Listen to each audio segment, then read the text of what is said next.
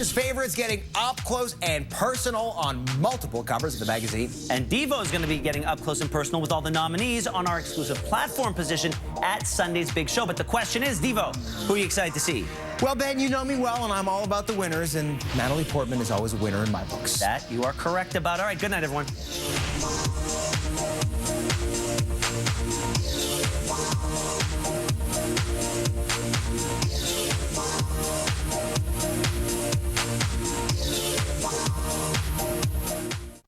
And the Golden Globe goes to... It's Hollywood's big night to cut loose and celebrate.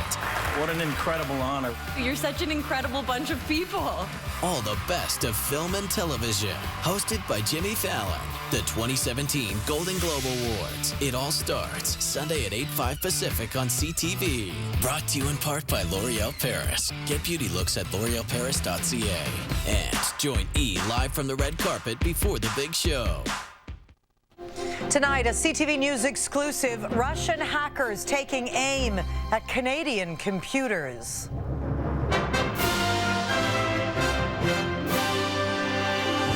The breach at an Ontario power plant. It's safe to call this a wake-up call. A vital system left vulnerable. A new theory surfaces about the sinking of the Titanic. Look at this anomaly in the hull. The stunning claim it was fire, not ice. And a family shares a frightening close call. I don't want this to happen to anyone else's child. A harrowing collapse and some super toddler strength. No one was hurt and everyone was fine.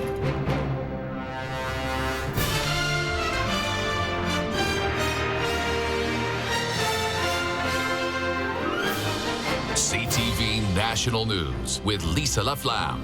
Good evening. We begin tonight with an ominous link between Russian hackers and a Canadian computer. CTV News has learned an IP address belonging to Ontario's main power company was used in the cyber attacks that disrupted the American election. Canada wasn't targeted, but the breach exposes a vulnerability. CTV's senior political correspondent Glenn McGregor has more on the online infiltration. In a long list of computer addresses that U.S. authorities believe may have been involved in Russian hacking, 6 trace back to computers in Canada, and 1, CTV News has learned, to an address belonging to Hydro One, the utility that distributes electricity across Ontario. Its Internet Protocol, or IP address, released as part of a report on a series of cyber attacks, including the hacking of emails from the Democratic National Committee. The FBI and the Department of Homeland Security blame Russia and characterize the hacking as an attempt to interfere with the U.S. presidential election. Hydro One says it was contacted by the RCMP about their IP address on December 29th. In a statement, the utility said the IP was not active, and while we continue to assist Canadian law enforcement on this ongoing investigation, there is no reason to believe that our power system has been compromised. The attack and the response mirror reports of malware found on a compromised laptop belonging to the Burlington, Vermont electric system. At no time was our electric grid breached or penetrated. But it doesn't necessarily mean hackers set out to damage the power grid, there or in Ontario. The FBI believes the IP addresses were used as launching pads for attacks on other targets.